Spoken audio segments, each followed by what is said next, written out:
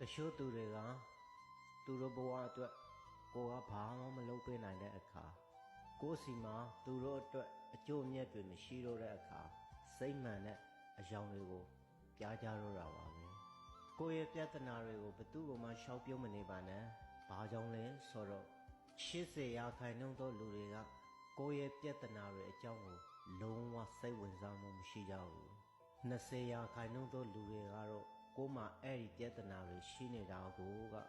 သူတို့အတွက်ပျော်ရွှင်စေကြပါလိမ့်မယ်ဒီတော့ပြဿနာတွေအကြောင်းကိုရှောင်မပြောပါနဲ့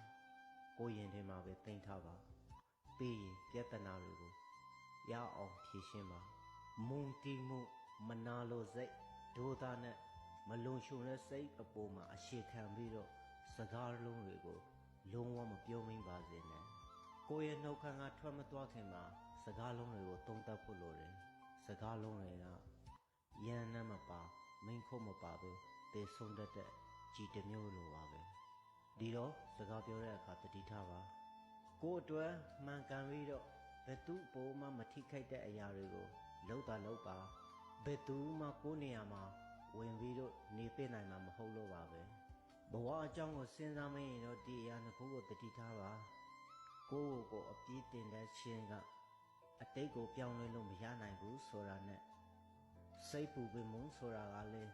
အနာဂတ်ကိုပြောင်းလဲသွားမယ့်အရာမဟုတ်ဘူးဆိုတာသိထားပါဘဝထဲမှာရှိနေကြတဲ့လူတွေအလုံးဟာဆရာတွေကြီးပါပဲတချို့သူတွေကတော့ရှင်းရှင်းမေတ္တာအကြောင်းကိုသင်ပေးကြလိမ့်မယ်အချို့သူတွေကတော့ပုံညီရိုင်းပင်မှုအကြောင်းကိုသင်ခန်းစာတွေပေးတတ်လိမ့်မယ်တချို့သူတွေကတော့ကိုယ်ဘာတွေကိုရှောင်ရှားရမလဲဆိုတာကိုသင်ပေးနေကြတာပါအားလုံးကျေးဇူးတင်ပါတယ်